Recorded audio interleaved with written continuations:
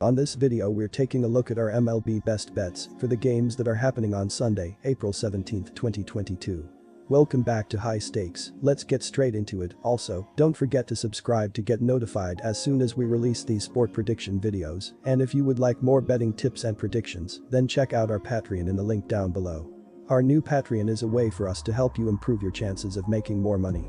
5 plans are available for each and every one of you. You can get 30 extra betting picks all the way up to 500 extra betting picks per month.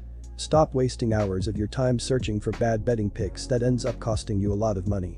Join the High Stakes Patreon now and get the best betting picks. Miami Marlins vs Philadelphia Phillies. Philadelphia Phillies. And here is why. Philadelphia nearly pulled off a comeback Thursday in Game 1 of this series, but still lost 4-3. Game 2 was a rough 7-1 loss. In the third matchup Saturday, the Phillies posted 11 team hits in a 10-3 blowout win. Ranger Suarez went 5.0 innings with 2 earned on 3 walks and 6 hits. Philadelphia came away with its first road win of the season on Saturday and ended its overall 4-game losing streak by dominating the Marlins in a 10-3. The Phillies scored 2 runs in the first and 6 runs in the second inning and led 8-0 until Miami got on the scoreboard with 2 runs in the second inning. Marlins starter Trevor Rogers got rocked on Saturday, allowing 7 earned runs in 1 2/3 innings. The Marlins bullpen came in and did a solid job afterward, allowing just 1 run in the final 7 1/3 innings, but the damage had been done.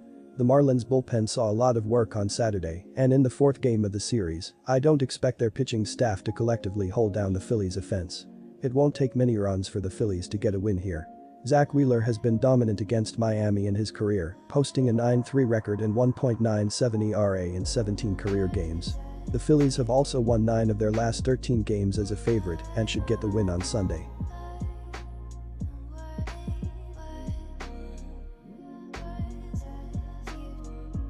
Milwaukee Brewers vs St. Louis Cardinals. St. Louis for the win. And here is why. The St. Louis Cardinals will look to build on their 2-1 win over the Brewers from Saturday's matchup. Corey Dickerson and Paul DeJong each had an RBI to make up the scoring for St. Louis as a team in the win, with DeJong logging a double. Nolan Arenado, Harrison Bader and Andrew Knizner each had a double while Dylan Carlson, Tyler O'Neill and Tommy Edman each had a base hit to finish off the offense for St. Louis as a team in the winning effort. Steven Matz got the win to improve to 1-1 on the year after tossing 5.2 shutout innings, allowing just 3 hits while striking out 6 on the way to the win. Giovanni Gallegos closed the deal for his 2nd save of the year. Dakota Hudson will start here and is 0-0 with a 6.75 ERA and 4 strikeouts this season. The Cardinals are alone in first place in the NL Central after taking 2 straight games over the Brewers after losing the opener of the 4-game series. On Saturday, Steven Matz pitched 5.2 innings and allowed 3 hits and struck out 6 to improve his record to 1-1 on the season. Giovanni Gallegos pitched a scoreless 9th to earn his 2nd save of the season.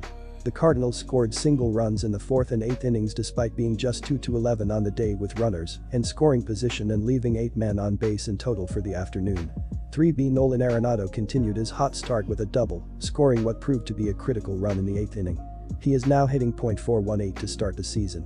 The win for Matz was his first win in a Cardinals uniform. The Milwaukee Brewers have dropped 2 straight games in the series and continue to wait for the more prominent bats in their lineup to heat up. The Brewers had just 5 hits in the game, with 5 different players getting a single hit and struck out 10 times as a team. Their starting outfielder doesn't have a player hitting over .250. Christian Yelich, Lorenzo Cain and Hunter Renfroe have combined to hit just over .200, with 0 home runs and RBI between the 3 of them. Yelich had a day off on Saturday as the Brewers continue to wait for the former MVP's bat to heat up. The Brewers' outstanding pitching staff need some run support in order for them to repeat as NL Central champions in 2022. The Milwaukee Brewers will try to salvage a series split after their loss to the Cardinals from Saturday. Victor Caratini had a solo home run for the lone RBI for the Brewers in the losing effort, while Hunter Renfroe added a double. Andrew McCutchen, Willie Adames and Colton Wong each had base hits as well to cap off Milwaukee's offense as a team in the loss. Adrian Hauser took the loss, falling to 0-2 after allowing 1 run on 4 hits while striking out 4 over 5.2 innings of work. Aaron Ashby will start here and is 0-1 with a 1.80 ERA and 5 strikeouts this season. I get why the Brewers could be favored at home, but even after one good start, I'm still not overly sold on Aaron Ashby as I was burned by him a lot last year. The Brewers also have a tendency to stall offensively at the worst times, and the scary thing is that you never know when that stall will happen.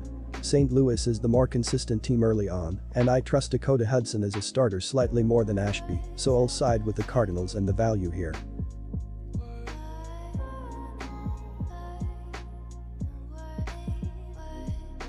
Kansas City Royals vs Detroit Tigers. Detroit Tigers for the win, and here is why. Detroit played things pretty tight in the first two games of this series, but still took wins Thursday 4-2 and Friday 2-1. In the Saturday Game 3, the Tigers posted just 4 hits in a 3-1 loss. Drew Hutchison posted 3.0 frames with no earned, 1 hit and a walk. Detroit saw their 2-game win streak snapped as they were beaten in their contest with the Royals Saturday afternoon. The Tigers dropped to 4-5 on the year and sat third in the AL Central, 2.5 games behind the White Sox for the division lead entering Saturday night. On Saturday, Detroit finished with only 4 hits in the game, with no player having more than 1. Dustin Garneau doubled home Daz Cameron for the lone run for the Tigers back in the second inning. Matt Manning didn't factor in the decision on the mound as he threw 2 innings, allowing 1 run on 5 hits with no walks and 2 strikeouts. Will Vest, 0-1, took the loss as he allowed 2 runs on 1 hit with 1 walk and 1 strikeout in 1 inning of work. Kansas City bounced back to snap a 5-game losing skid as they earned the win Saturday to get on the board in the series. The Royals entered Saturday night tied for 4th in the AL Central with a 3-5 record, 3 games behind the White Sox for the top spot. Against Detroit, Kansas City got 2 hits from Bobby Witt Jr., run, Andrew Benintendi and Hunter Dozier, run, 2 RBI in the contest. Dozier broke a 1-1 tie with his first homer of the year in the 6th inning. Chris Bubic didn't factor in the decision as he threw 4.1 innings, allowing 1 run on 2 hits with 6 walks and 4 strikeouts. Colin Snyder, 2-0, earned the win with 1.2 scoreless innings of relief, allowing 1 hit with no walks and 1 strikeout. Josh Staumont earned the save as he fanned 2 in a scoreless 9th inning. Detroit took 2 of the first 3 games in the series, and their pitching has done a solid job in the early going this season. The Tigers have limited the Royals to only 6 runs in the first 3 games of the series, and Alexander is a decent arm to rely on here. Hernandez struggled against Cleveland in his debut, and he hasn't done much to inspire confidence in his outings against the Tigers. The Royals are still trying to find their way with the bats in the early going this season. With that in mind and the fact that the Tigers have held them in check, you have to give the upper hand to the visitors as they earn the win on getaway day.